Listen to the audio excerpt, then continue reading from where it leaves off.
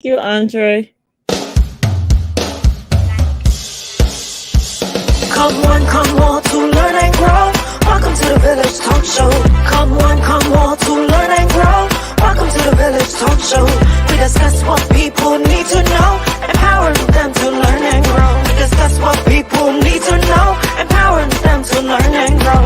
Give praises to Jehovah, from whom all blessing and knowledge will flow. Blessing and knowledge will flow. The Village Talk Show, dedicating to empowering the community to live a healthy, safe, and financially capable life, helping each one of us in realizing our dream at any age, any point, starting from today, day. Success.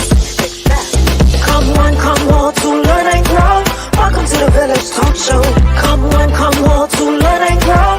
Welcome to the Village Talk Show. We discuss what people need to know, empowering them to learn and grow. We discuss what people need to know, empowering them to learn and grow. Success is not spoken, it is done. Success is done. Come on now. The Village Talk Show. Talk Show. The Village Talk Show.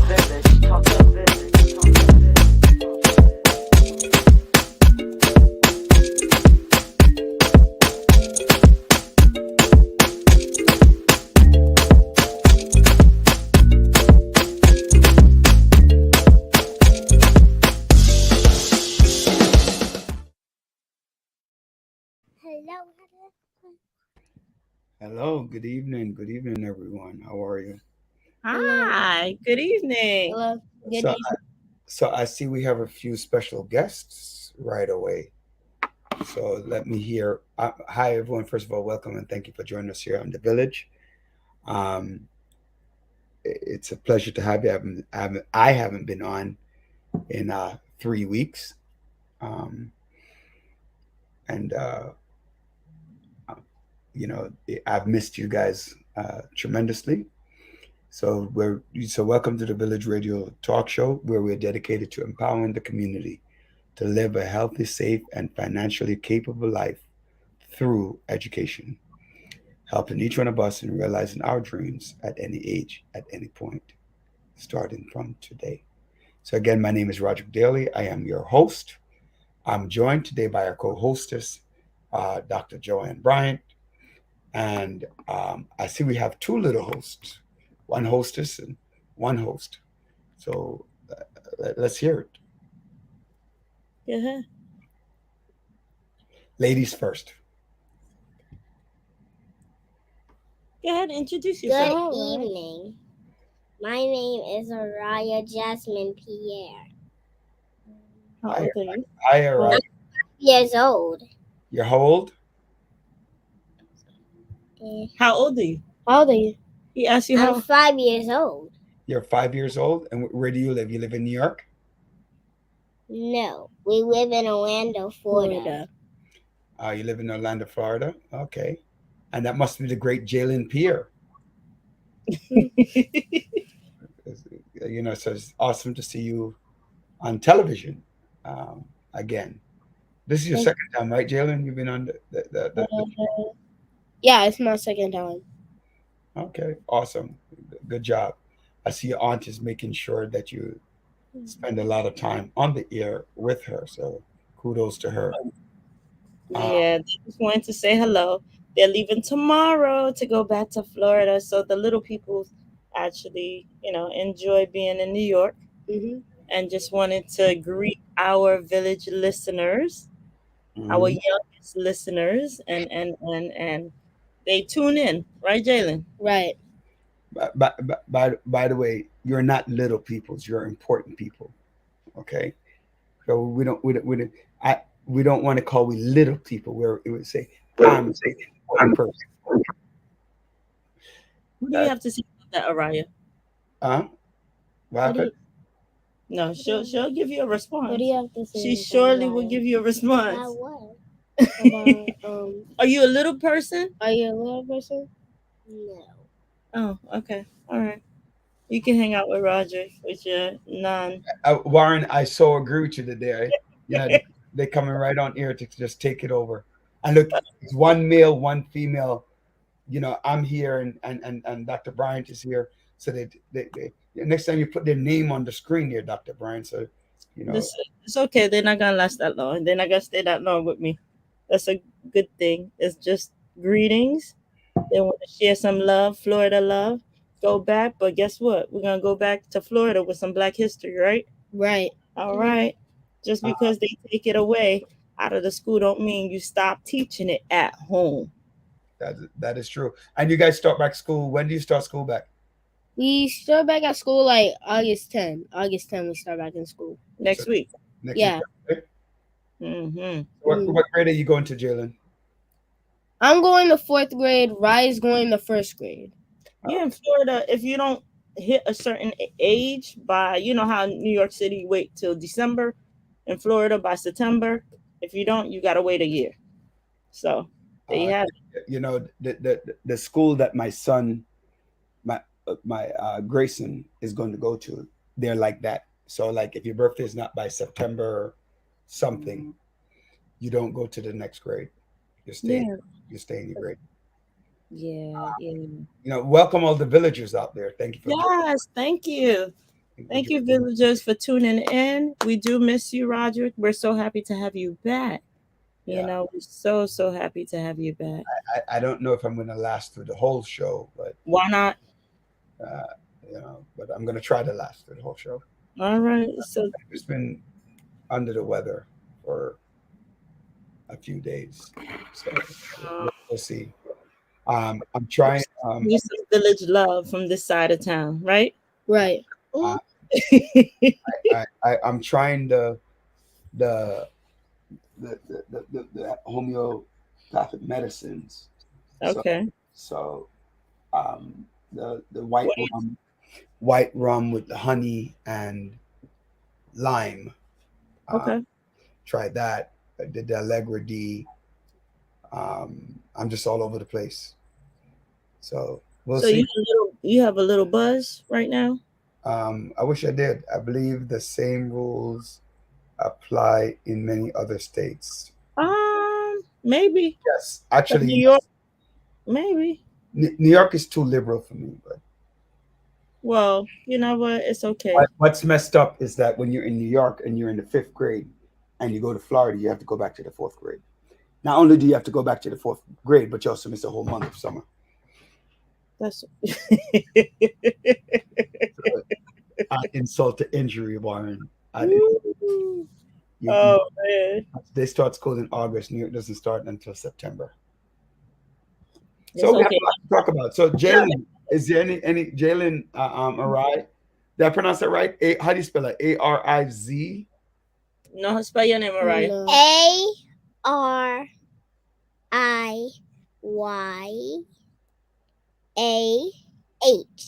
Oh, Araya. Okay. Like a Ray. Araya. Okay. So what do you want to what's in the news that you want to talk about before we get started? Right. Do you want to go first? Is there anything you want to talk about, Araya? Is there anything you want to talk about? Is there like anything you want to talk about? Like Nah. Yes. Yes, go ahead. Video games is not the only thing we have to play. We have to go to church and listen to what God is trying to give to us. That's right. And we have to listen to God because God is trying to say something sometimes. That's right. Okay, Miss Preacher. All right. I hear you, Araya. Are there any topics you want to talk about, Jalen? Anything in the news that you read or saw on television that you want to discuss? Yeah. For Black History Month, I'm gonna say okay, go ahead. the Black History Month heroes, because in Florida they're now wait, what was it again? I don't know. And I think that they got rid of the Black History. Yeah, they got rid of Black History. So I'm gonna like say some history. You don't have to. But you could study it. We'll catch up on you. So how does that make you feel to know that they're getting rid of Black history in the curriculum in Florida? How does that make you feel? That makes me like feel like terrible because they're getting rid of history. But why would you get rid of history? I mean, you can't take away history, but now they are taking away it, which people should, which they should not take it away. They should let it stay, because Black History Month, it's like a month for like all the people. But it's not Black History Month only. It's about learning about Black people. Right. Yes. Okay. So it's only 1 month we're talking about. In your textbooks, it's changing. You can't teach certain things. So that is why it's important for you to actually educate yourself on what happened in the past. If you don't know what that means that you will not be voting for Ron DeSantis, huh, Jalen? You're gonna conjure up all the votes against Ron DeSantis? Yes. Yeah. I'm not gonna vote though, but yes. You're not gonna vote for your governor? Kinda. I would vote for him, kind of. No, absolutely not. All right. I don't wrong you. So there are a lot of things out there, people, that are going on in the news. A lot. Obviously, there are couple of big topics. Some of them are Dr. Brian's favorite topics that she hates to talk about. What's that? Are my favorite topics that I hate to talk about. What is that? Your favorite president? Well, one we start with our favorite president got indicted yesterday. You know, my mama. It was today. He went to court. Right. Well, he got indicted officially yesterday. Had to show up in court today, I believe, or 2 days ago, whatever the case is. So a couple of things about that made it quite interesting. One, my mother and I were having a conversation today, and we were talking about whether or not he's going to go to jail. So you have all of these charges that are happening to him on a mass scale. Yeah, it is. One of his ally, Kerry, asked all the Republicans to drop out of the race and send a strong message to the United States. Send a very strong message to the United States and make him the candidate of choice under Republican. Right? So Tim Scott also has as a Republican candidate, has one of the biggest scoffers. He's the black senator from South Carolina. But he has some issues too, because his money started to disappear, and they're following the money trail to 2 different LLC. So I'm like, come on, man. If you're gonna do something, do it right. So what are you trying to say, that he's scamming the money? Well, that's what it's looking like. I'm not saying that. It's looking that way because the 2 LLC that was created the day before he actually put in, so his bid for running for president, are the 2 that's receiving the most of the funding that's disappearing. You know what I find interesting, Dr. Brian? What's that? The Republicans are supposed to be the most the party with the most consciousness, the moral fiber of America, and yet still so much corruption is happening with them. And not only is there so much corruption happening with them, but they're also not policing their own. Oh yeah, they're quick to show you what's wrong with you, point the finger, but then guess what? They're out of order, completely out of order. It's ridiculous. Now, the question I have to ask people out there, with the new indictments coming down, and more to come, Georgia is going to be next. right? Mm-hmm. Do we really believe that this guy is going to go to prison? Right? Yeah, I would love to hear from listeners. Our listeners, please let us know what you think. I know that many people are saying that no, the United States not ready for this. But to be honest with you, it's like, whoa, a lot's going on. You know, it's funny. There are many world leaders who have gone to jail for corruption and killed while in office for corruption, um, and even for less. Right? What makes the United States any different? Right? What makes the United States any different from any other uh, nation that has um, had a leader that is full of corruption? And I know we have a lot of those in the West Indies too, where those West Indian leaders, man, they are ridiculous.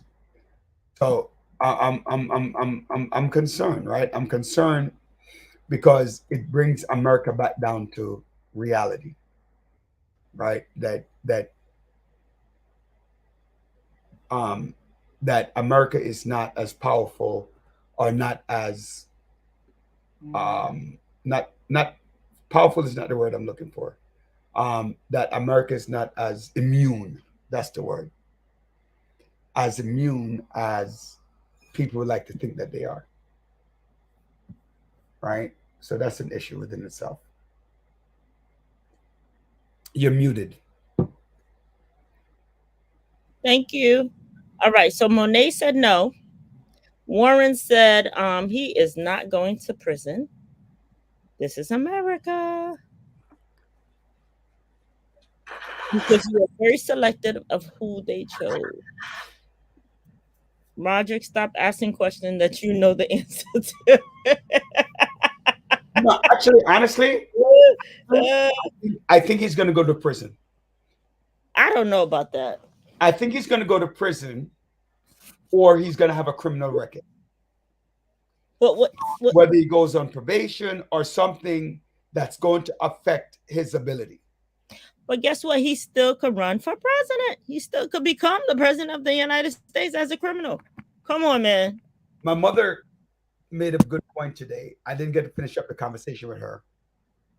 But how is it that he doesn't have a mugshot? Because he's a former president of the United States. So I guess Above the Law, as the movie from Jamie Foxx many years ago. Of course, that's the case. That's always been the case the entire time, that he's above the law. You know, he's still ahead by a landslide in the poll. But in Monet say, I believe he has won. It just hasn't been posted. Maybe. I think so, Monet. And I was thinking that too. Like but for such a high profile figure,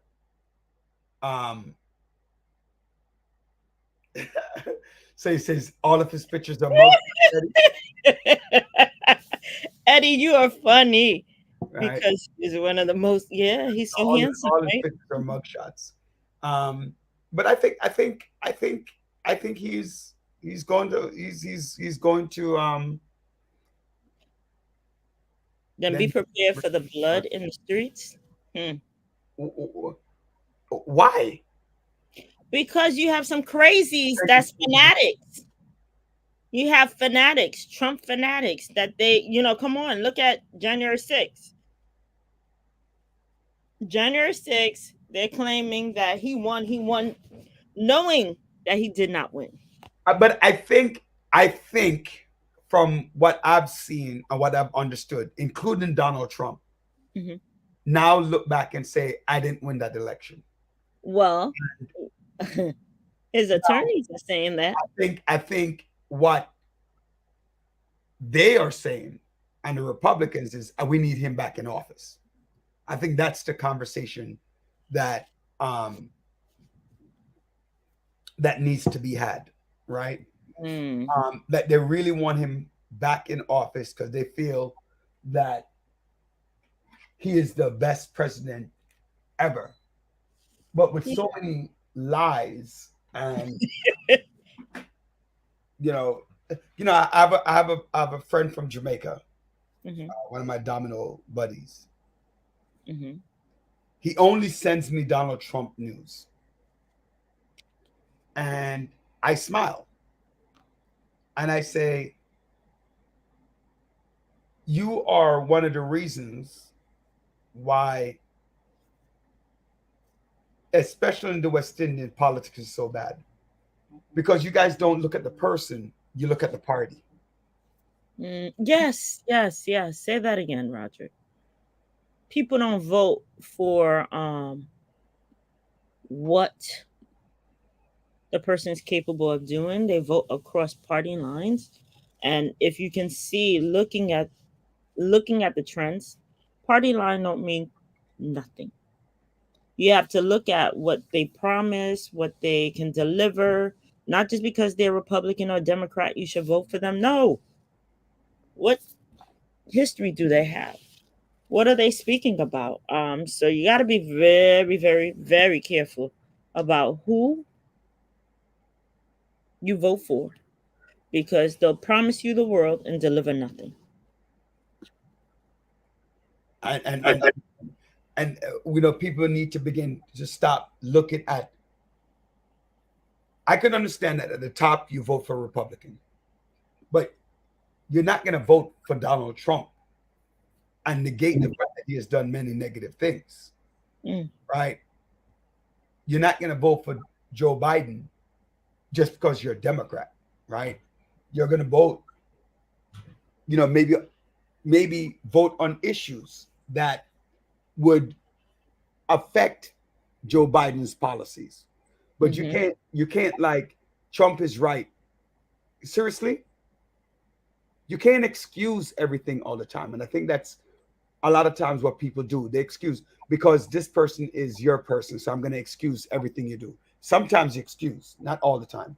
We were discussing that last week. We said, who, for example, Republican, we are full of Republicans, but on the Democrat side, you have Joe Biden, and who else? For example, who else could step up? We don't have too much. There's one other. It's highly unusual for a sitting president to have a race. So, as a sitting president, he's the leader of the party, and as such, they won't have a race. So, as bad as Donald Trump might have been in 2020, right? There were nobody else who was going to run against him. So it's not uncommon that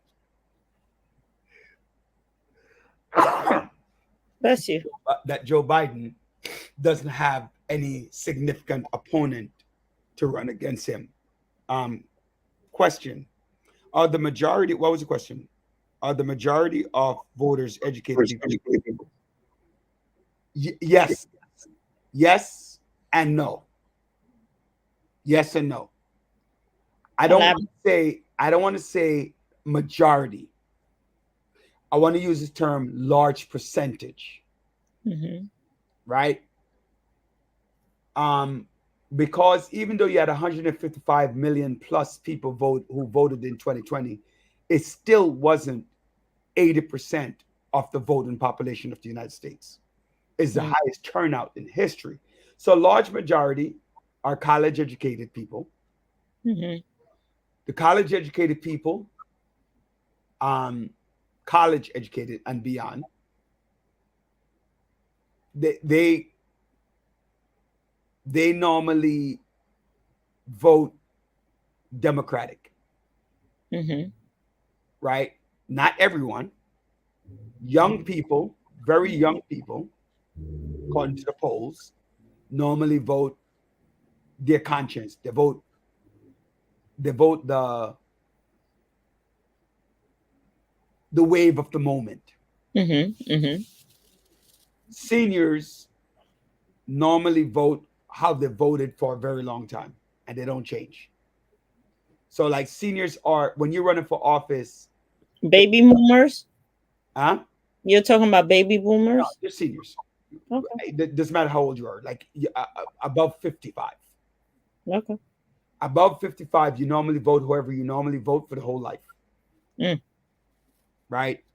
And we talk about from you turn 30 something and up, because most people consistently vote the way they vote after they hit 30. After they start having a family, their voting block become consistent. It depends. That depends. I It depends. think about your family. I Okay. always say people don't go further than your family. Well, for me, when I think about myself, I didn't say you. Mhm. You're an anomaly to everything in life's rules. I said think about your family. Your family is probably has either they have voted all their lives, Mhm. don't vote, only vote in a primary, vote every election, and they vote along party lines, Mhm. Mhm. right? Okay. Um, you you might be. I always tell people it's irrelevant to be an independent because your vote don't count. I know you talked about that for many years, and I have been an independent for many years. Yeah, that's stupid. It's okay. Not that you're stupid. You're not stupid, No. but independent doesn't work because we don't have a three-party system in America. Mhm. We have Mhm. a two. Mhm. So But I'm not married to anything. That was the thing. That was my no, mindset. I don't want to be married to anything. independent doesn't mean that you're unmarried or married. Independent means that you have no say. That's what it means. No, independent means you could swing any way you want. Well, what people don't know is that in the what people don't know is that in the general election, you vote Mhm. anyhow you want. You don't have to be an independent to vote Republican, Of course, of right? course. You could But still if be a Democrat and vote Republican if you want to. politics is local, and You're so right. if you don't choose a side that aligns more to what you need, your vote doesn't count for anything. Because generally speaking, especially in a place like New York City, Hmm. whoever wins the primary is going to be the person who wins the general election. There's only, I think, like maybe 4 districts in New York City, and in other places around the country that's highly Republican or highly Democratic, where you can see a change. Hmm. But a county is what it is. So, Look, look at Warren. I believe we vote for the lesser of two evils. Our guest is here too. right? But I don't know if it's lesser of two evils. I think voting for the person who most align with your purview. And it also depends on the climate as well. I think people were just during the pandemic, people were just sick of Trump and they wanted a change. So people tend to swing whatever They way weren't too sick. after, huh? They weren't too sick. 75 million people voted for him. Yeah. Anyway, people were So sick of wait, him. before I bring on my guest, I want to interrupt for a couple of things. Okay. Couple of zingers. Go ahead, Jen. Go ahead. One, Mhm. big up to King. Big up to King. King now has 19 home runs for the season, Okay. 80 RBIs at 11 years old. All right. On Sunday morning, Go King. King hit a grand slam. His team was down 3-0. Bottom of the sixth, the final inning, 2 outs, bases loaded, and they didn't walk him. He hits a grand slam dead center field. He just hit a home run today. So my wife just texted me to let me know that he hit another home run. All right. Woo, woo, woo, woo. Okay. A happy Independence Day to Jamaica. Emancipation Day. Independence Day is Monday. Congratulations to the reggae girls and their win over Brazil. I see Charlene is dancing in the background because she's her reggae girls. I also, in a very sad note, my sister's birthday will be coming up on Monday.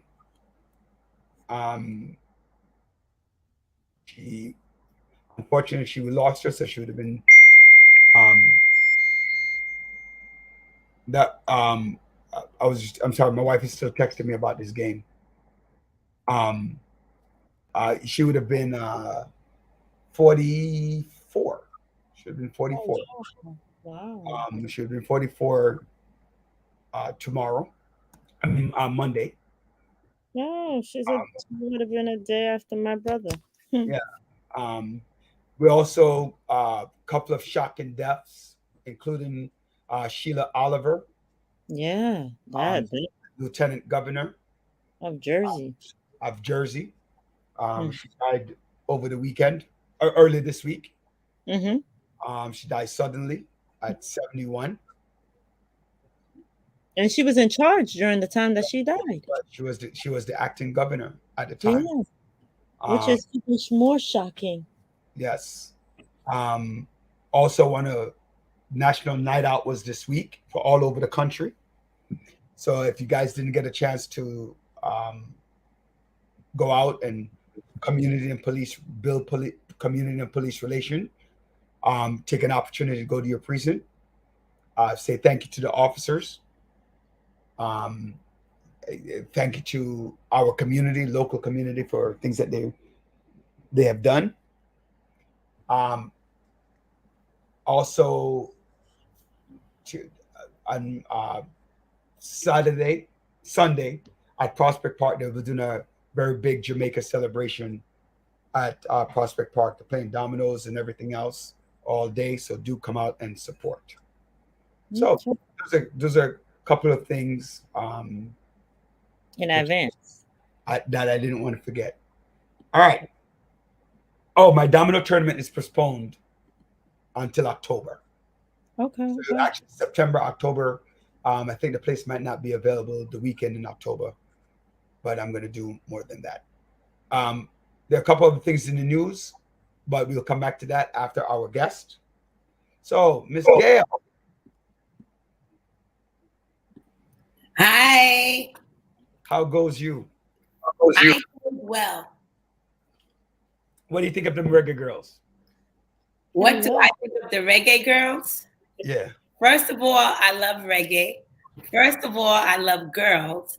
And first of all, I love us reggae girls breaking history. I saw it go sometime. You don't know. You don't know. You don't know already. Dr. Brian can't understand that Haiti never went that far in the World Cup. So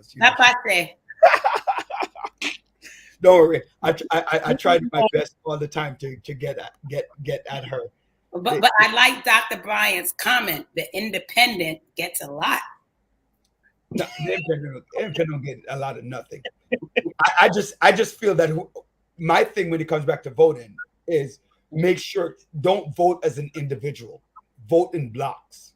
Yeah. Make your vote count. Don't be selfish when you vote. So whether you are independent, whether you are, you have to align yourself with a party. You're saying no, that's not what I'm saying. What I'm saying is like the three of us on the show right now.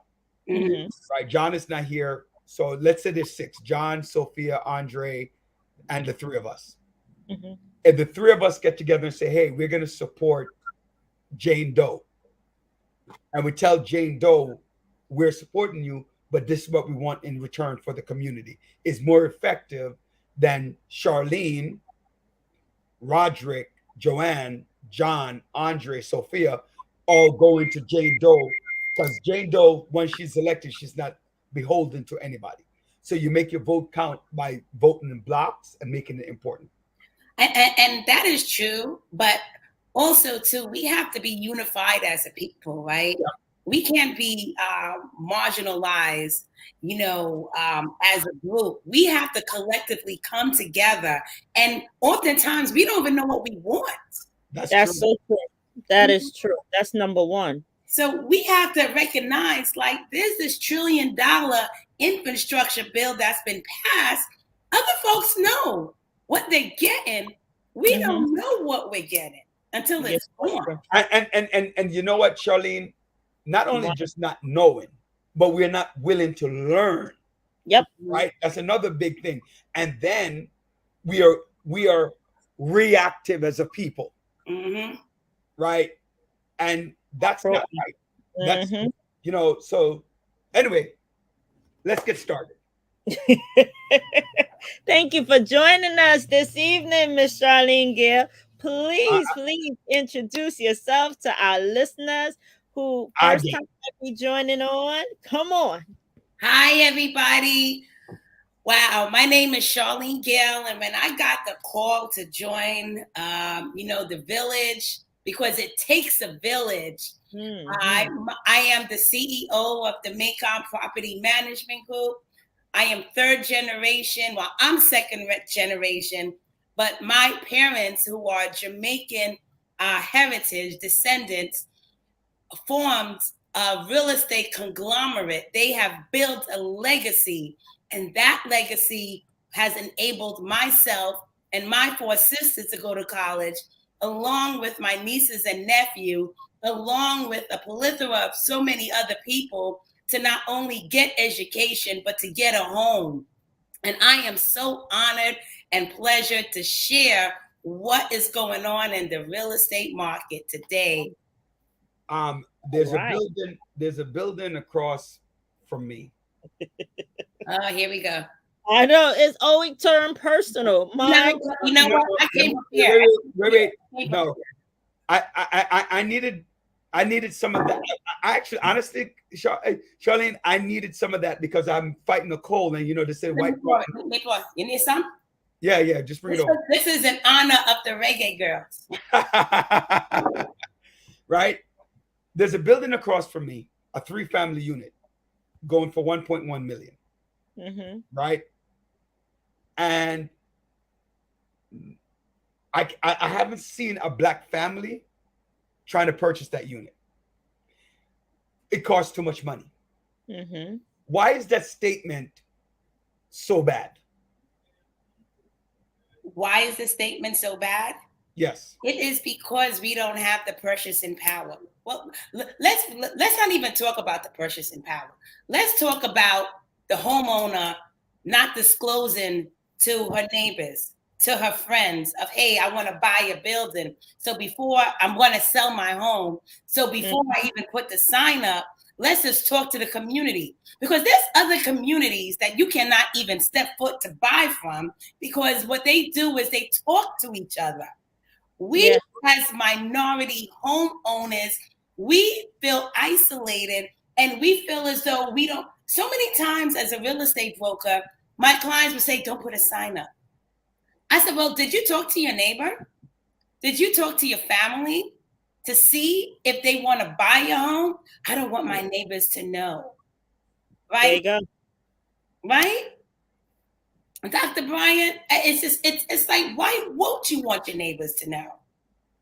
One of the things that we spoke about, and the reason why I lead off with that tough conversation first is we oftentimes talk about gentrification. And I always tell people I don't believe in gentrification. Now, I know it exists. I'm not fooled, right? I think Warren asked a question about educated people voting. I do know it exists. That neighbor across the way who's selling his home because he's very ill, right? He's selling his home for 1.1 million. A lot of other races are flocking to buy it. So now we're going to get upset that we're going to yell out gentrification because, like you say, you were not willing to tell your neighbors on your block that you're selling the house. You are not willing to say, hey, to your family members, you guys want to pull together? Because remember, if I sell my house to you one-on-one, there are a lot of costs that I'm going to cut out. A couple $100,000 well can come off what it is, right? Pulling together, reusing the asset to maybe further down the line buy another property and another property and another, like the vision, the concept of reification. So now you see a white couple comes across the street and they buy that house. Now you're mad. White people are moving into the neighborhood. Well, you had the opportunity to buy and you chose not to. Now you're gonna pay rent. That's if it was listed and they knew about it. Yeah. If they didn't know about it and it was a private thing, then guess what? There's no opportunity. And that's what Charlene started off with. I think before we scream gentrification, we got to scream education and notification. Yep. How do I not know that this house was for sale? For example, I managed the Nehemiah, my company, Macon Property Management.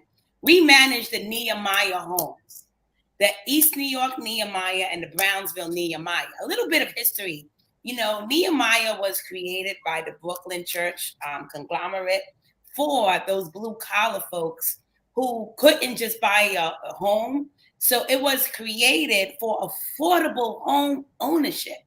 Now, we all hear about affordable apartments, but how often do you hear about affordable home ownership, right? We manage over 2,000 homes. Would you believe the amount of LLCs is that replaced in those homes? So instead of the creation of this affordable home ownership, this legacy ownership creation, going back and recycling to more homeowners, is shifting now to real estate conglomerates. Why? We as the managers of the home, and I think I'm pretty savvy, don't even know the homes are for sale because the homeowners are doing this in secret. They don't want. Yeah. We're too private. Most money. We're too private. We don't want nobody to know our business. Yeah, more money, more money, more money. It's more, hey, whoever could pay the most, I'll go with it. And you know how many times in Crown Heights you have so many, we have a friend who still has a brownstone every day getting knocked on constantly. Oh, okay, would you like to purchase?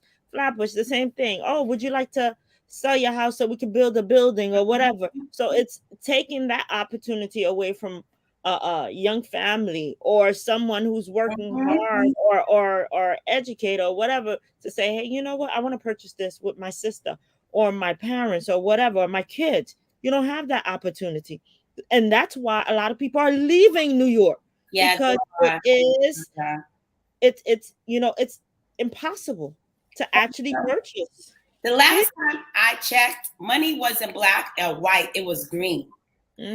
So the same way anybody else could go get a mortgage, and then you have organizations like NHS, right, Neighborhood Housing Services, and you have so many programs that are out there to help your first-time home buyers. You know, the banks. Yeah, the banks. The banks too. Yeah, the banks, after they defaulted us, they kind of made that agreement. Like, exactly. I'm not going to say anything like Wells Fargo, like Bank of America, but we didn't hear that. We didn't hear that. Wells Fargo, Bank of America. No, you didn't hear that. You didn't hear that. They were helping people with $20,000 down payment. You didn't hear that, right? But it's out there. Education, notification. Why are we compelled to be renters? No. Home ownership is control, is power. We need to take back our power. We need to take back our legacy. We need to take back our neighborhoods. But we cannot do that without the notification and education. We can combat gentrification. It's inevitable. But home ownership, we have that power. And you know, it's on the subject, just like you said, somebody moving to Florida. Somebody moving to Alabama, Tennessee, because you buy this house. Or Delaware. I was actually speaking to a group of young people today, Sesame Flyers, young people, and we were talking about, explaining to them that how when my grandmother bought her house, it was valued at this. When she sold it, it was valued at this. One thing that when you talk about home ownership and generational wealth is to understand that the housing market is pretty much the only market where over an extended period of time the property appreciates in value. And appreciates significantly. I think my house that I'm in right now that my wife and I bought 15 years ago, I think close to double in value. Right? Learn how to pay off your mortgage earlier to build more equity. But I want to touch on something. I was in a conversation about 2 months ago. And as you talk about the Nehemiah houses, Nehemiah apartment, and nicer houses, a grandmother was living with her granddaughter, 25-year-old granddaughter, rent stabilized apartment, 3-bedroom, $800 a month rent.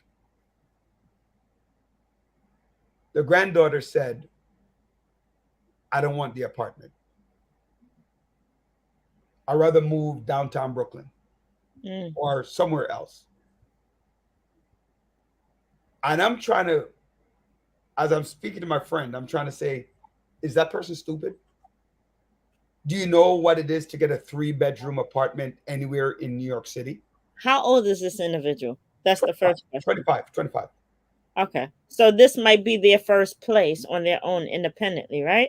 That still doesn't, I think it goes back to some of the things we were talking about. Selfishness, miseducation, misinformation. It's still going to be your apartment. Yeah, but they, in that mindset, they want, like you said, minds. And I want minds separated from what I grew up in. I wanted to, you understand? So there's no vision. When you have no vision, then you wobble and you go different places. And that's part of it. And if we're not having conversation like this about legacy and moving on and building from there, then you have what you have. The grass always looks greener. What do you say to that person? Okay, so you're not an apartment is not legacy building. It's an apartment. No, I agree. I agree that it's not legacy, but I'm talking about as a 25-year-old who's for savings. You're talking living on their own. First of all, you could rent out the other 2 bedrooms and make an income. Maybe not. No, we can't. No. Now you're not only talking to a broker, you're talking to somebody who manages and owns multiple dwellings, right? Right. What I would say is to that person, what is your real estate goals? I think oftentimes we get boxed in, whether it's NYCHA, whether it's rent stabilized, whether it's rent control. Some of these apartments are temporary. It bothers me when we have apartments and they're like, my parents lived here for 20 years. I lived here for 20 years. My grandkids gonna live. It's not yours. It's an apartment. Have a real goal. Now, I'm not saying home ownership. You're breaking up. I think you're frozen. Yes. I hear you. Okay. Yeah. Home ownership is not for everyone, but an apartment is not your real estate legacy. So for a 25-year-old, yeah, you're right. Getting an apartment downtown Brooklyn may be beautiful, and the grass is greener on the other side, but you gotta check the water bill of that landscape.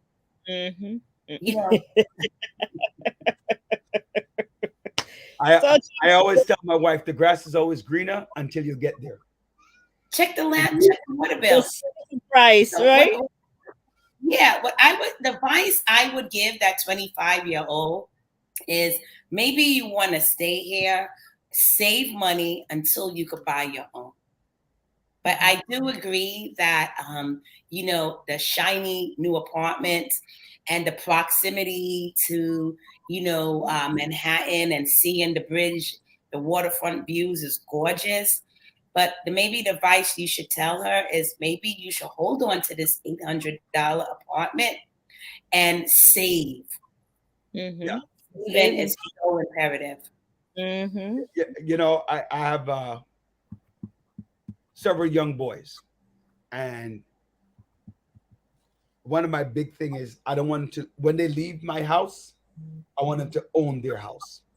I don't want you to leave my house going into an apartment. I want you to leave my house. You have your college, you pay off your debt, you whatever you need to do. So you have, my kids live how I wanted to live when I was their age, but now being taught financial responsibility, right? So at 26, 27, they're buying their first house. At 30, they're buying their second. And moving up the ladder. By the time they reach my age, they own 5 or 6 homes, right?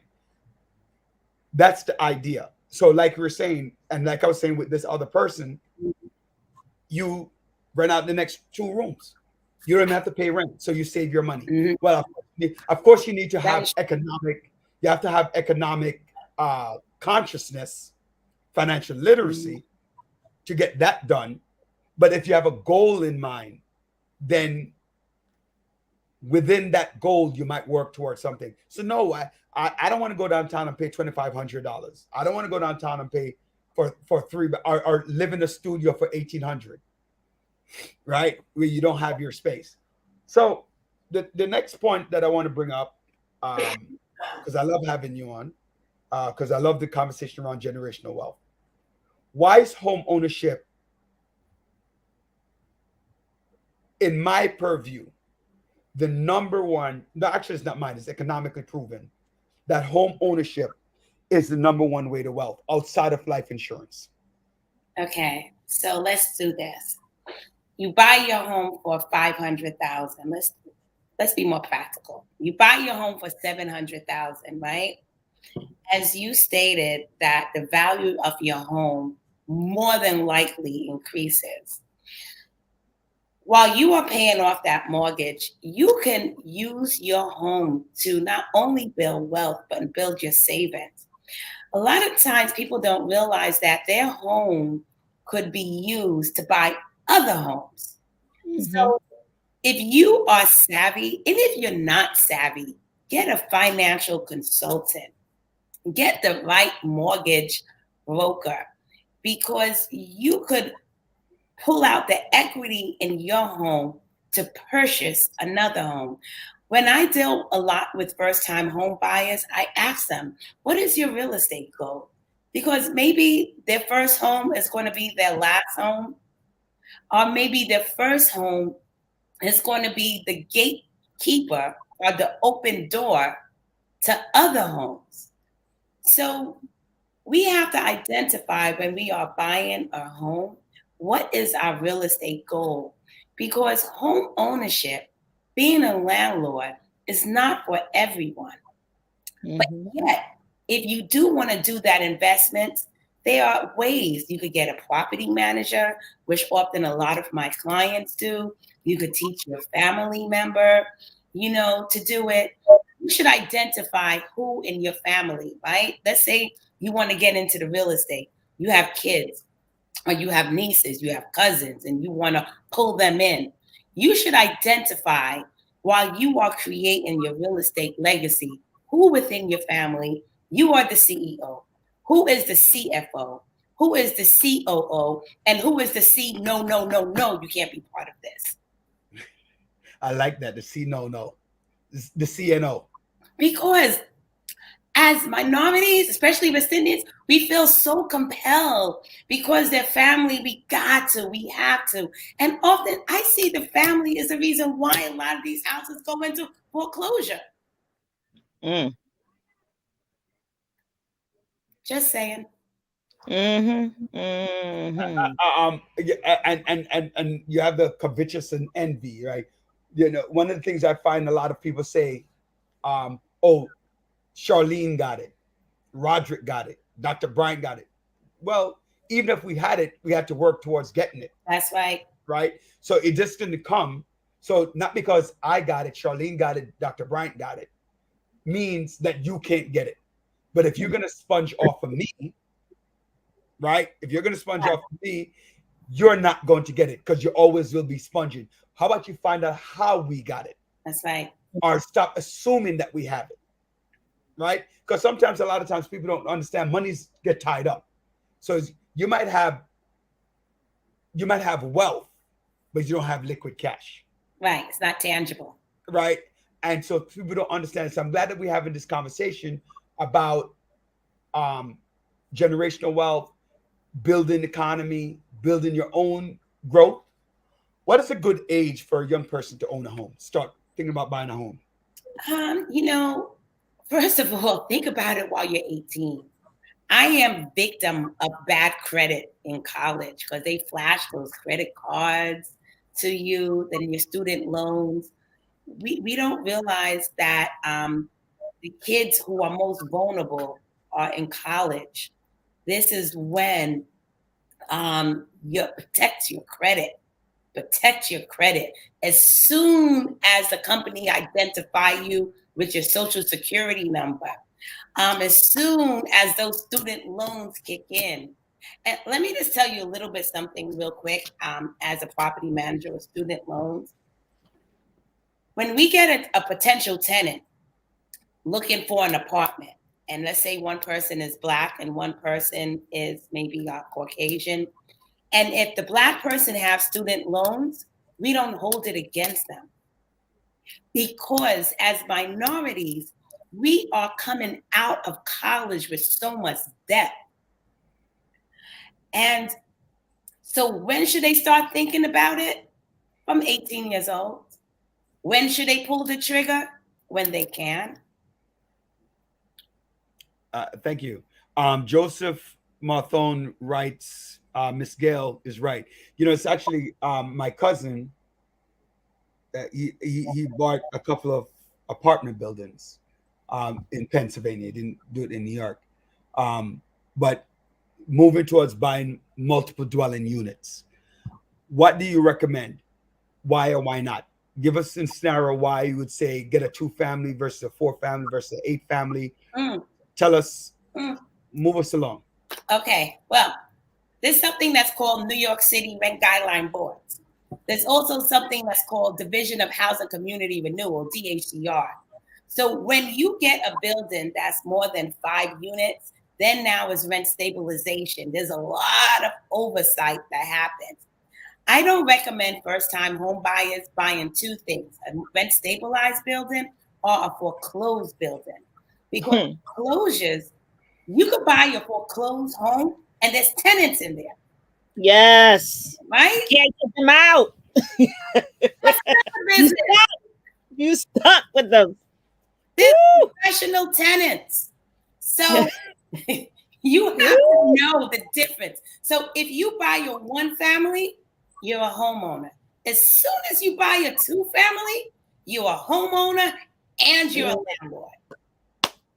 Say that again. Okay. You have to recognize what is your mental capacity to deal with tenants, because lots of them are not easy. They don't like to pay. We like to say right around certain carnival time they don't pay rent. Carnival, Christmas, Thanksgiving, Easter, Born and Cheese. And you still got to pay that mortgage. What? And insurance is going. Don't get started with the insurance. Warren asked, what about help for the RE investor? What's the RE investor? Real estate investor. Estate investor. So what I would say, Warren, will help you have a real estate investor. And I think what's good with real estate investors, if you have a friend or a family and you go in together, we have to really work, like you said, voting in block. We have to invest in the block. So maybe, you as an individual don't have the financial capacity, because as a real estate, as soon as you get a mortgage for a real estate as a commercial, you're looking to put at least 20% down, at least 20% down. So for your home, their banks will ask for 5%, 10%. But as soon as they know it's an investment property, you're looking at 20 to 30% down. So we may not have that capital to start with, but collectively. So if we invest, like they have called a real estate investment trust, which is a RIT, You know, I don't believe in the stock market. I can't let people on Wall Street can dictate to me and control my investment. So what I would recommend is having that communication with other like-minded investors and put you together and organize your own RIT, which is a real estate investment trust. That's what I would recommend for potential real estate investors. Owning your own property and deciding to refinance to get a second property. Tell us about that. So, is it a good idea? Why or not? Because if your home has increased in value, and it's not those predatory lendings who artificially inflate and create an artificial wealth, who said that people were taken out. Remember, what is it, like 8 years ago when we had all those predatory investors, predatory lenders saying to our Black homeowners in Canarsie and Flatbush, saying that your home is worth $1 million when it wasn't. 2006, 2008. Yes, and that's how the foreclosure wave came through. So what you have to do is go to a qualified mortgage broker. Find out what is the value of your home. So it's a LTV, loan to value. Now, if you have like only 30% value in your home, I would not recommend pulling it out. But if you've been in your home for a long time and you have say that again. I didn't hear the first part. Okay, it's called an LTV, loan to value. Right. So if you've been in your home and maybe it's 20% equity in your home, I would not recommend pulling it out. If you have 50% or more equity in your home, then yes. However, right now, the interest is very high. I think it's going to stabilize next year. So when the interest rates does stabilize, speak to a mortgage broker. If you have a 50% LTV, which is 50% loan to value, or lower than 50% loan to value, and talk about how much can you pull out. But when you do pull out, have a plan. Have a plan. Don't just have that money sitting there and have a high interest on it. Have a plan of action. As you are talking about taking the money out, look for a home. Right. A real estate investment. You will get hit. It's funny, as we're talking about that, I'm thinking about the property across the street. You want that property, don't you? Yes, it does. I want to mention something. Charlene, it's a 3/3/2. Exactly. You see how your head just shook? And there you go. Delivered vacant? Yes. Delivered vacant? Yes. Then what's the problem? Unfortunately, we're in the process of doing something similar. Okay. As that one showed up. Well, Dr. Bryant, you make the comment. What I was going to say is many times you have a lot of properties in New York where they balloon the prices so much and it's sitting on the market for months and months and months. And they think that they could get the most out of it. And guess what? When you get to a bank, you can't. There's certain regulations and certain things that you know, especially with a 3-family. Hey, 2-family, you could get away with certain things, but 3-family, guess what? You got to pay attention. If they're asking you something that is ridiculously too high, they're comparing it. So then you're stuck. You can't buy the property because it's inflated too high, and you can't sell it because you got to bring it down. So yeah, that's trouble that people used to think that they could get away with everything. We got $2 million for something that's not even worth $600. So you know, that's the problem. And Warren asked another question. Warren is full of questions today. And Joseph, let's go back to Joseph for a minute.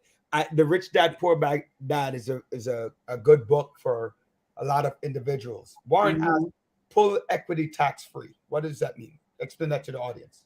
Wait, before you do that, I just mentioned something about the multi-family things that a lot of people think that, hey, once I get a multi-family, I could buy, I could sell it off at a certain amount.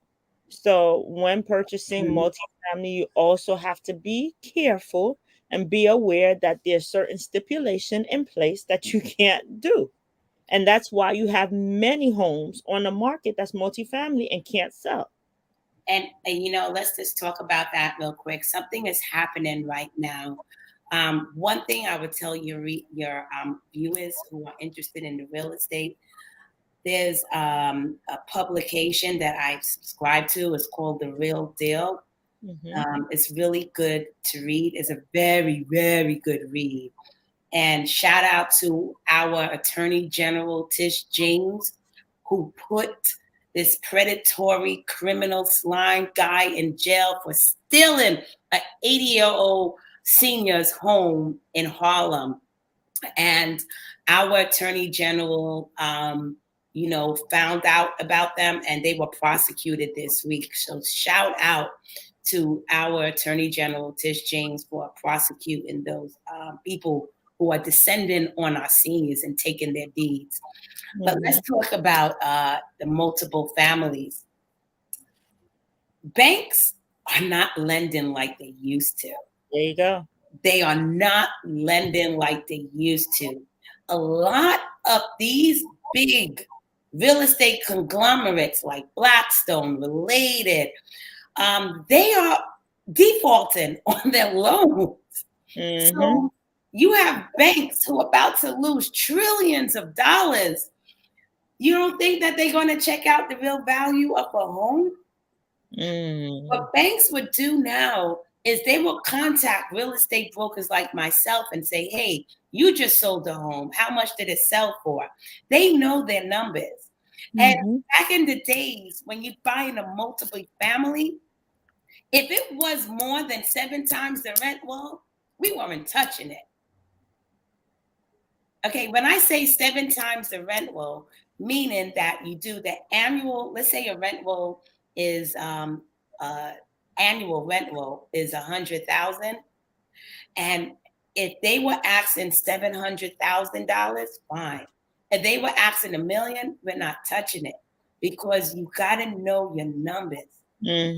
It's so important, whether you're investing in real estate, stocks, or Bitcoins, or whatever you want to do, you should always have a good accountant, a good financial person, and a good attorney, because you have to know your numbers. When you are investing in multiple dwellings, the biggest thing right now is your insurance. Insurance and utilities is astronomical. So you got to know your math because you do not want to go underwater. That's so true. And a lot of, like you mentioned, a lot of companies were buying homes last year, the year before, and they're stuck with these properties because they wanted to take it off the market, blow it up, and then sell it. And guess what? They can't even sell it. So now you have so many homes that's foreclosed. That's owned by this or that or this. It's a mess. There's an investment wave that's happening, and unfortunately, it comes from the West, from California, and it trickles down to New York. But right now, all the commercial properties, that looks like really desolate in the city. What's happening in our neighborhoods is that the interest rates are going up, the expenses are going up, and the banks are much more conservative in loaning.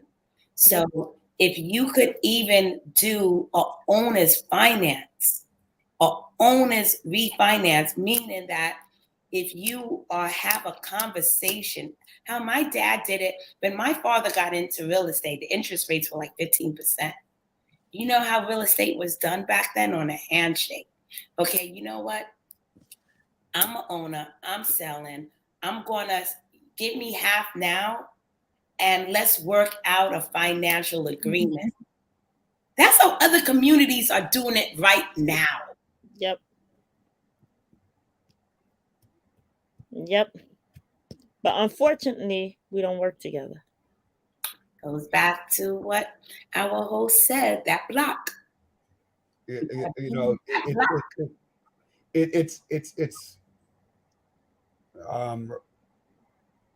stop and go back. They want the 3 over 3. Oh, 2, it's okay if you're already doing something similar. You can do what our politicians have failed to do. Pull some people together, find them one by one, and have them do I agree with Joseph. Go ahead. You can do this, brother. You could create a RIT right now. Huh? You have the power to create that real estate investment trust. I agree with Joseph. You need to find out more information about it. Anybody who's interested in investment, you need to call Brother Roderick after this call. He's going to make sure y'all get together and buy that house across the street. Very good point, right? And I also want to talk about, let's go on to our next part of the conversation. The migrants, renting to city people. If you have the house, is that a good or a bad thing? Some people say it's a great thing because you guaranteed your money. Some people say it's a bad thing because you don't know who you're getting.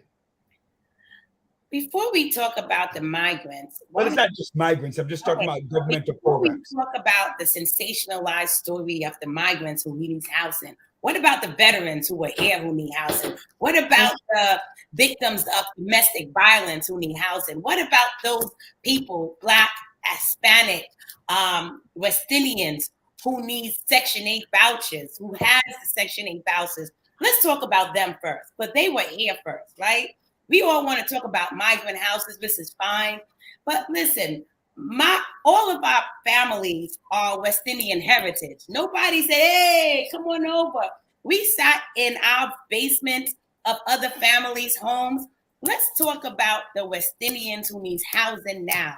If you are out there, if you're a veteran, if you are a victim of domestic violence, if you have Section 8 or FEPS, let's get them housing first.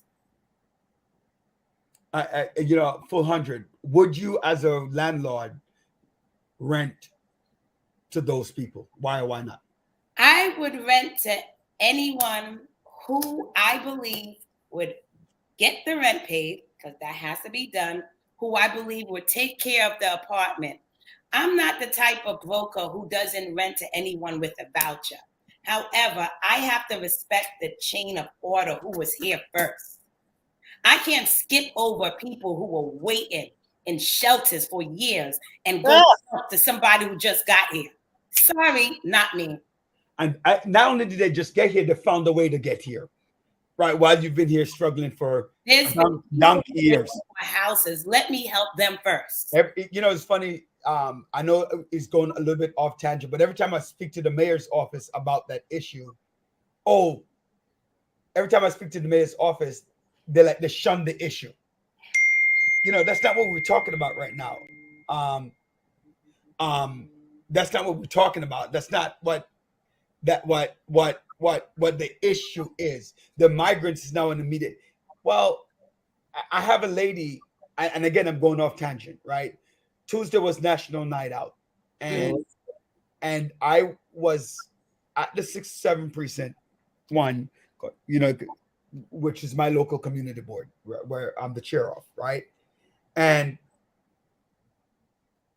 a lady walked over to me and we were talking, and somebody introduced her to me, and as somebody who she should talk to, right? Then she began to pour out her problems, right? Her son was in the Marines. That reminds me, I have to call back my brother. Her son was in the Marine, 19 years old or 20 years old, committed suicide. Obviously, you have Dr. Brian. This is one of Dr. Brian's favorite subject, mental health. She's traumatized. She's depressed. She took all this time off from work. Now made her redundant, as we say in Jamaica. The reality of the situation is she's getting evicted. She doesn't have any place to stay. But yet still, we have 100,000 migrants and we're finding a place for them to stay. It's not fair. Right? To me, you're right. Right? I know we're going off tangent a little bit when we have the conversation, because now we're talking about real estate. But on the political front, we have to take care of our own first. Right? Who was here first? And that bothered me, because as she was explaining her story, she has a 13-year-old son, and both of them are going to be out on the street. That's not, but can I say shout out to my girl, Miss Jennifer Joseph? I got to give her a shout out, please. Well, she was here on Saturday. She was here on Tuesday too. So yeah, she's on the call, Miss Beautiful Trinidadian Jennifer Joseph. Go ahead. But, Charlene, and another off tangent, we were supposed to come over for dinner. I'm still waiting for my invite. And Jen, I'm just telling you, John pointed out to me. Let me put my shades on. Except when you put your shades on, those are like glasses, not shades. You're saying, and Jennifer promised me dinner on Tuesday. I'm still waiting, Jennifer. She promised me dinner from 5 years ago. So Jennifer, I'm trying to find out that you just go around and just promise dinner and we don't get nothing. You know what? I'm gonna say this here on this call. And I heard she can cook. I'm opening up my house. I can host a pool party, and Jennifer cook. We all good.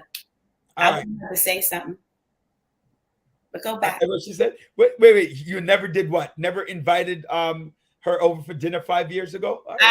Who? That was for me. It was for me, but I'm just saying for you. Oh, that's you. Because she didn't cook for me. Ask John. That's you. Right? Oh, but you're the one who said that you had all the food prepared. We had this conversation. Trust me, Jennifer and I had this conversation on Tuesday. She said John just comes and he eats and leaves it. That's it. Yeah. But yeah, we definitely could have the pool party. And Jennifer could cook. Huh? She could cook, and she could bring my costume from Sesame Fly at the same time. Look, there you go. Joseph was like, hey, what about me? Hey, Joseph, we could create the writ and eat. There you go. All right. Joseph is, and by the way, Joseph is all the way in Queens. Jennifer's in Brooklyn. Queens is another island. Is it? Queens is another state, like Staten Island.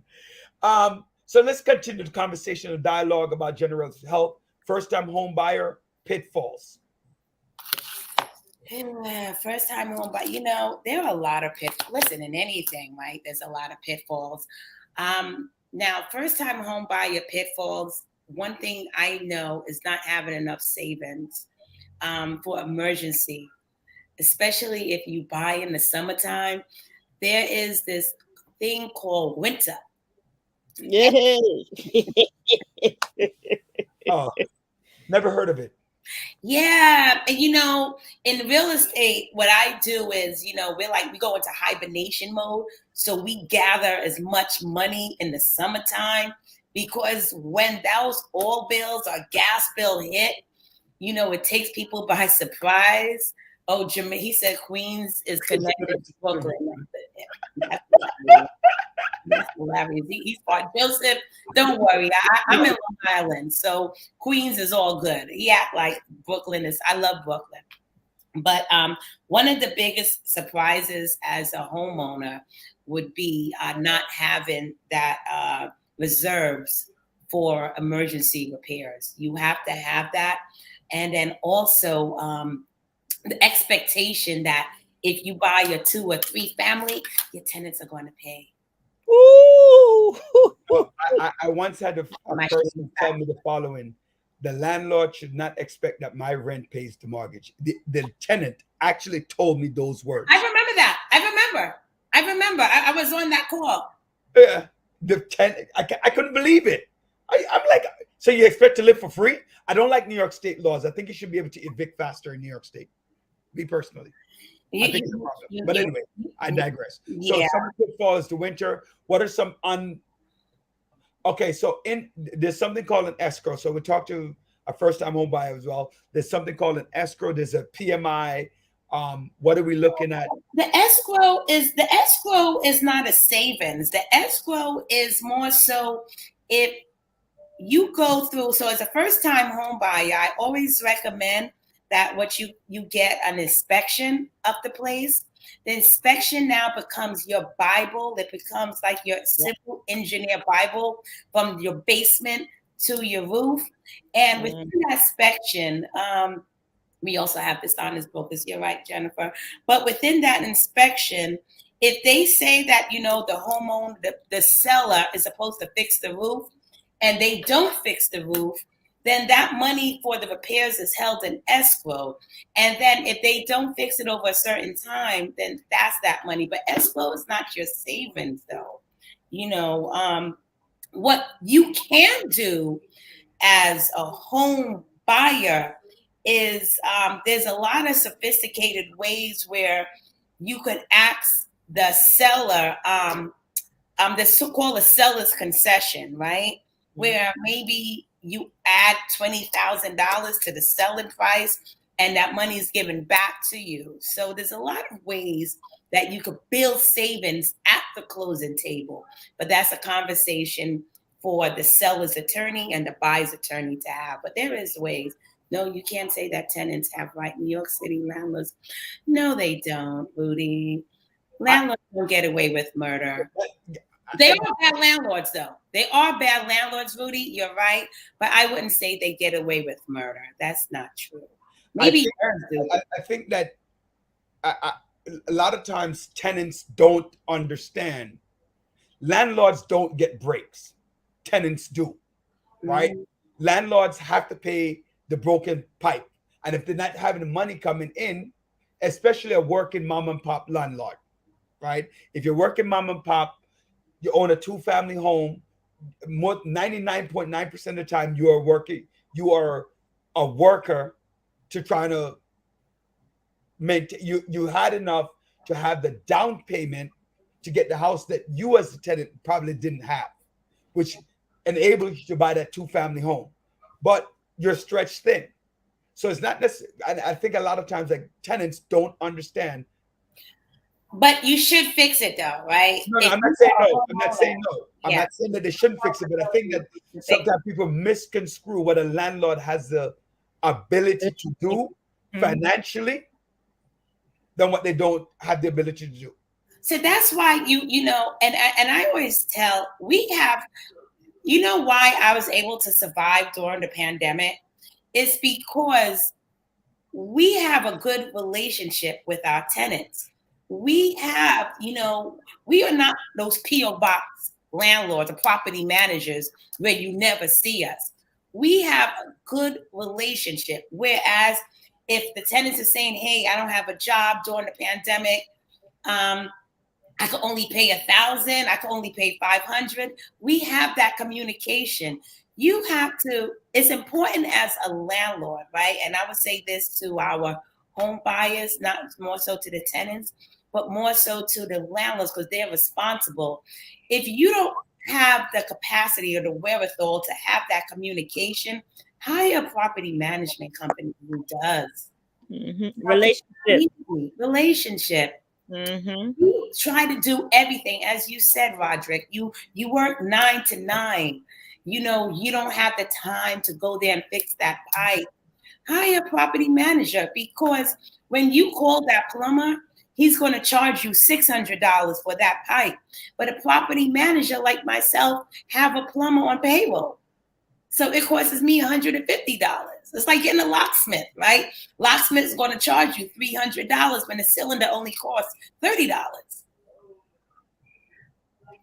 Very nice. That's something, that's something new for something that we have to look into, because that's not something I thought of. How does a property manager get paid? So how we get paid is through a percentage of the rent roll. If it's a certain size building, it could be from 8% to 6%. If it's a small building, maybe 10%, but it's paid on actual rent. So we have to make sure as a property manager that my client bills are paid, along with making sure the rents are getting paid, we also make sure that we are cleaning the building, we're exterminating, we're making sure that the tenants are living in a safe environment. I am on the mindset, and what we do at the Macon, we have a motto to say that your property is our priority. Most not unless it's dirty, how the tenants keep it. All of the apartments that I manage, I could feel comfortable living there because we fix it up how I want to live. And you know I like to live good. Yes, I do. Still waiting for that poolside invitation. Just throw that back in there, Jennifer. We're all on the same page. That by the time the summer's over, waiting for my roadie from Jennifer, my roadie. She promised me 4 years ago. Okay. See, we all have wants right now. I think we just have to meet one time together and get that done. Yeah. I want to bring up the fact that you brought an important part. When you are purchasing, do not skip out and not get an inspection done. The biggest downfall. I remember when I was purchasing the first property that we decided to go with, but it was contingent on the inspection, and I knew I was saying no. My other half at that time was saying, no, I'm going to go with it. It's a black couple, blah, blah, blah, blah, blah, blah. I didn't believe that. The foundation of the house was gone. So that was a money pit right then and there. Because if you buy a property and you start seeing that the foundation is gone, you have nothing you're working with because you won't be able to sell it. So do yourself a favor and spend that extra money and get it inspected. Or if you're purchasing an area that was flooded, a lot of homes got flooded. That was another property I looked into. And guess what? They couldn't give the repairs. They could not give. Where was the house repaired? Oh, it was repaired, but where's the paperwork? So you got to be very careful out there when purchasing a property. Invest in people who know. Invest in people who do the work and go with them to see everything while they're there. Don't just say, hey, I'm just going to pay the inspector. No, you want to see everything. You want to be there. You want to be present. You want the report that if this is the place you're going to live in, know each and every single part so that you can have that conversation. That's right. Say, hey, if I want to continue or not. And I just want to shout out to my cousin Andrea Dawes, who's on there on here. I love you, cousin. And along with that home inspection, I would say we sold a home. One of our clients was purchasing a home. Beautiful sister. She came to the inspection in Red Bottoms. I said, sister. She's not gonna be climbing up and check it out. Red Bottom's gonna put you on your bottom. Yep. I said, sister, she was Jamaican. I said, go on, go to the car and take out your crap, which is your sneakers, right? Mm-hmm. You don't have to come there fly because you need to be coming to these home inspections to go to the roof. Yes. Walk on. Dirty. Go to the basement. Come with your measurement stick. Come with your notes. Come with your flashlight. Because this is when you are really going to know from the bottom to the top about your home. Don't expect thing, make sure you always have a charger with you because you want to check the electrical. I had to tell someone that this weekend, when you go and do a final walk, when you go and inspect a home, plug it in. Oh, I need to charge my phone. See if the electrical is working. Because that's your conversational piece. You don't think about these things, but you do need to plug it in. You always need a charger. So carry that with you. That's a good point, Dr. Brian. Can you come with me in my next home inspection? Question.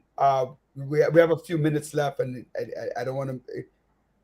You spoke about NHS. I know about ENF. I actually sit on that board, so I have to give them a shout out. Erasmus Neighborhood Federation, as well. When we talk about housing, what are some first-time home buyers program? Well, NHS have quite a few programs. They have a grant, as I was telling you, with these banks. I know Quantico Bank participates in it as well, where they could give up to $20,000 towards your down payment or your closing costs. They also teaches you how to do your financing, not only up to get your mortgage. That's one thing, but what do you do after you are now become a homeowner? They have homeowner literacy class. They have in property insurance, education. They also have, how do you become a landlord? It's so important for our homeowners to recognize if you are buying a two-family home, it's not easy to know how to now transition not only from home ownership, but as a landlord. It's a process. It's a gradual process. It could get frustrating. You could feel, like you can't overcome it, but you can. And it's so important for us as minority, as Black people. We cannot lose our neighborhood. We have to keep what we have and preserve our legacy, because home ownership is financial power, it's mental power, and it's health power. Keep the power, keep our homes. That's you said a mouthful right there. Those are all excellent points. How long? Why does it take so long? Why does what take so long? To get the house. Like it takes 3 months to go through this. And It's the mortgage. It's the mortgage. It's the mortgage. Buying a home is one of the most expensive investments we will indulge in our lives. Yep. Right? It takes a long time to buy a car. It takes a long time for us to decide what restaurant we want to go to.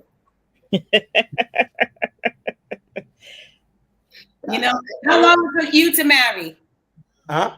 How long it took you to propose? 30 seconds. Okay. Marriage, 2 months. Good. It takes time. No, I told her, I just said to her, I don't believe in that long proposal crap. We're not going to stay proposed for a year, 2 years, 3 years. No, I'm not into that crap. And please tell your beautiful wife I said hello. I will do when she took the kids to baseball. She was on baseball mom duty. What do you call it? Soccer mom or soccer mom? No, but to your question, Roderick, it takes time because, okay, let's do the timeline. It takes a while for you to get that mortgage, right? Because you have to do your financing. Everything has to be ordered. And from when the bank says, okay, you get that pre-approval, after you get that pre-approval, you find a home.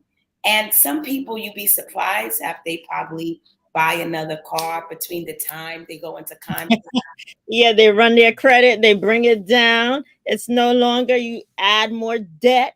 Yeah. For the same amount, so your price lessen. You got to hold on to your credit is your power. Yeah. Your credit is your power. So it takes time for the bank to clear the loan.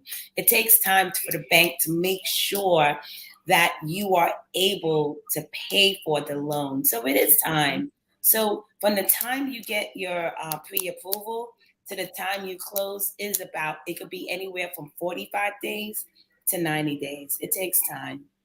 Yeah. Good things, you have to wait for something good to happen. You can't rush. And the thing is, when it's a rush game, that's when you should worry. And then also, too, the attorneys got to do their due diligence, right? Mm-hmm. And the mortgage and the title. They got to make sure that you are buying. It's clear. Sometimes people buy something from somebody who's not the owner. Deed, fraudulent. There was a lot of deeds. I saw somebody sign a contract to do mask ban, paid $8,000 and had to pay the money in cash. So I asked him, who pays $8,000 in cash? Right? Who pays $8,000 in cash for anything? It didn't. There's no proper letterhead, no proper anything, and you don't think something is wrong with that deal? Yeah, no. I want to. I know a lot of first-time home buyers are thinking that foreclosure is the best thing or short sales are the best thing. It is a nightmare, and it's more of a money pit than anything. I think short sales. I think short sales and foreclosure is a little bit different, though, right? It is different. Um, It is totally different because the short sale you're working with the bank still, and you're paying the difference. Whereas a foreclosure, you have no say in that. It's yeah. And the thing is, sometimes depending on how the individual feels with the process, you can have a property that's totally gutted and destroyed before they move out. So Yeah. it's a new process because you're still going through foreclosure throughout the process. That's what it is. And no one wants to say, hey, you know what, I'm losing my property. It is an emotional process. It is a very painful process for people who work hard for it. So sometimes they think short sales will be right away. And no, it takes a while. You still have to get the approval through the bank in order for you to say, for them to say yes, for everything to line up together. It is like a divorce. That's what it is. Yeah, and banks usually are not giving mortgages for a short sale. Those are cash deals. Those are are hard money deals. Are hard money deals, and I don't recommend foreclosures or short sales to our first time buyers. Those are more so for sophisticated investors who that Roderick is going to form that with, and that's going to be the next topic, right? I like the sound of that. I like the sound of that. Well, I have to jump off soon Yeah, because yes. I have a man here who's very hungry and he's giving me evil eyes because I have to either cook or we're going out to eat. Let me see. Joseph wrote you a note. That's a letter. Let me put my glasses. Let me see his letter. Let me see his letter. Hold on one second. All right, so I'm clicking, Joe. We both can't click. All right, so I'm clicking. I'm not touching. Okay, so it keeps going. All right, Miss Charlene Gave, please consider reaching out to Marthone Solar. Okay, solar. Okay, thank you, Joseph. Energy solar. Okay. Thank you, Joseph. I'll call. I'm about to make $20 million from Roderick. Thank you. You know what? I have lunch on me. Yeah, just I don't want just lunch. Want a cut. And Jennifer, once I make $20 million from Joseph, you get free roadies for the rest of your life. Listen to that, and I get free. All right, we can work. We can work together. Charlene, I want to thank you. Obviously, you'll be back. You're our real estate guru in terms of what needs to happen. There are a lot of questions still that even off the top of my head. Being own an apartment, being outside of, you don't answer them. I'm just saying some of these things that they're owning a building when you don't live in that state and looking for the right property. Own a building, don't live in the state, get a property manager. Yeah. Can I share my number? Is that okay? Yeah, that's fine. Suit yourself. And your email.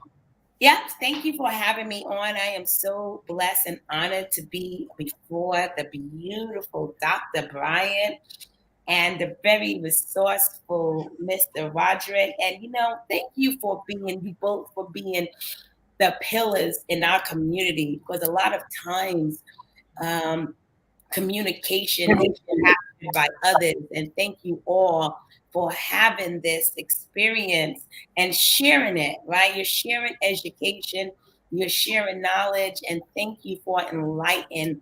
And not just me, but everyone who's listening is going to be on YouTube. Again, my name is Charlene Gale. I am the CEO of the Macon Property Management Group. My office number is 917-652-4444. Again, that's 917-652-4444. My email is CGAYLE at Give me that number again. Sorry. 917-652-4444. My office is at 371 Utica Avenue. And thank you again. Your email address so people can reach you? It's CGAYLE at the THE Macon MACON Realty REALTY.com. That's Seagal at the MaconRealty.com. Thank you. Let me share it. Perfect. Yeah. And we have the other part. I'm sorry. I think I got. Is that email is correct?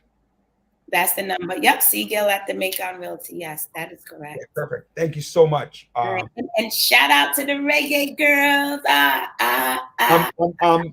Charlene, tell the dude to slow down for a minute. Tell him that you need to. We're gonna meet between Long Island and Brooklyn, right? So that I can have some of the reggae girls celebration. Yes, and it's going to be hosted by the Trini gal Jennifer Joseph. Yeah, there you go. All right. God bless you. God bless you. Thank you so much for doing that. Have a good evening. Generational wealth is the key to a lot of things that we're doing. So I think that she brought up some very good points that people need to begin to understand about how you can get involved with the real estate process, because it can be very lucrative or it can be very debilitating. It's both, right? So we have a couple minutes left.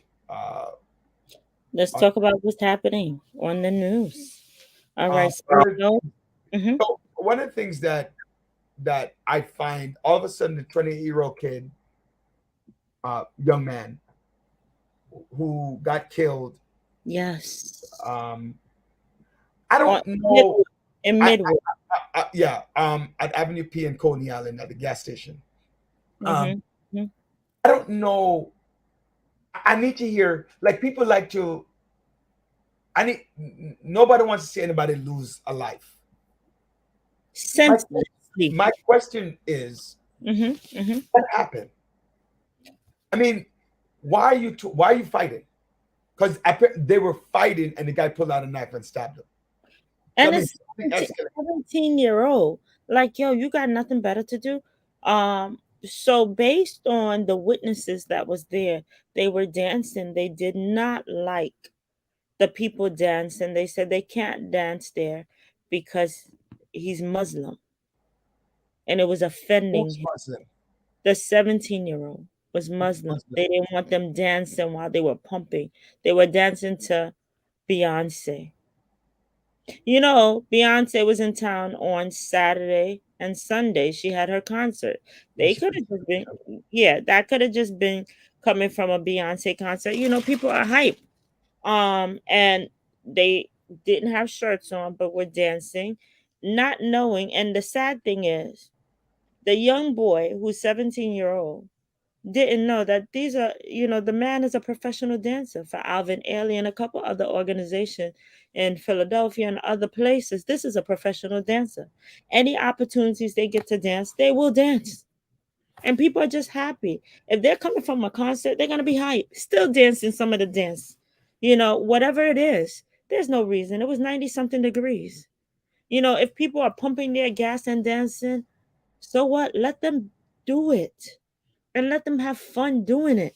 Nobody's offending anyone. And then once you start going back and forth with people because they're offending you for dancing and you're arguing should not lead to the death of an individual getting stabbed. Should not. That was senseless. Come say hi. All right. Is that the winner? Is that the winner? Is that King? No, that's Duke. Oh, okay. Hi. Hi. Hello. Hello. Good. Did y'all win? We can't see his face. We see his stomach shirt. You do. We can't see his face, Roger. You're disappearing. Ah, there goes the handsome gentleman. Hello, Mr. Duke. You struck out once, and what else? I never. You struck out. You struck out one time. I was there when you struck out. And then what happened after that? I got some hits. You got some hits, some base hits. Okay, so you're a winner. Winner, pump. What's it? Chicken dinner. All right, go jump. All right, get ready because you have camp in the morning. All right. Congrats on your win. Okay. Um. So So that, yeah, that's sad. Right then and there. you know the things that people look at. I don't care. Looking at somebody and you're offended should not lead to the death of someone. Should not lead to the death. And Uh, that's the third part. Thank you, Althea, for. I didn't realize that you had posted that as well to the group. So thank you for the email. Um, you know, it's crazy. O'Shea Sibley was only 28 years old. Stabbed and killed. That's just absurd. Hmm. Um, Hmm. now, also another world leader, the Nigerian president. He was the I know. Niger. Yeah, Niger. I know they put Nigerian or whatever, but yeah. Um, this what is happening around the world is like total disrespect all over, and taking someone hostage, taking someone hostage, your family. How do you how do you how do you get to the president? Well, your military could take over There you go. to happen. So, Yeah. it is a coup d'état. Yeah, they don't want to call it that, but it is that. The reason why they don't want to call it that is because it's going to stop financing to that country. Any income or money going in, they will put an end to it. So once you say that, so similar to the kidnapping happening, the kidnapping that's been happening in Haiti has been happening for a while. But unfortunately, people get caught out there. Doctors down there helping, and that's why a lot of doctors don't want to go down there getting kidnapped. So when you go to the struggle for power is ridiculous. To kill someone for power is ridiculous. To kidnap someone for power, when you do have the power, what do you do with it? So we can agree to disagree, but let's do it peacefully. And that's why democracy is important. One of the things I say to you, you can't just always walk away. You always like walk away, walk away. I'm like, you can't always walk away. Sometimes you got to put a foot in somebody's chest, right? Sometimes you just can't walk away. Thank you, Eddie, for saying that. Too much hatred and no respect for life. Yeah. And that's not only In reference to the dancer, absolutely. yeah, but not only to the dancer, in reference to all over. You know, All over. yeah, All over. I think a lot of times, like I don't think that not that Niger president, but people. I don't think young people. I think young people think they could come back from death, although they've never seen it. Mm. Right? Although they've never seen it, I think a lot of them believe that they're invincible, And and that's that's why. causing a major problem in society Hmm. as Hmm. well. We have to go. Yeah, before we go, I want to give a shout out to my brother whose birthday is on Sunday. So happy birthday, Cliff, DJ Cliff Star. Happy birthday. And safe traveling to the little peoples. And people out there, listen, get out, enjoy time with your family and friends. And love on each other. Because, like Eddie said, too much hatred and no respect for life. Let's respect each other's life and celebrate people while they're alive and not dead. So it's so important for that. Yeah. I mean, we'll close on that. Ladies and gentlemen, thank you so much for watching, viewing, sharing, participating, and subscribing to our YouTube channel, the Village Radio Talk Show. I am Roderick Daly, your host, and I'm joined here with our co-hostess, Dr. Joanne Bryant. Happy birthday to the significant other of Andre, who's celebrating her birthday today. Yes, And, yes. say what's up to John and Sophia. So thank you so much for joining us. Until next time, please continue to subscribe, continue to share, and remember, one of the best way to help the future is to create generational wealth. God bless each and every one of you. Enjoy the rest of your day. Good night.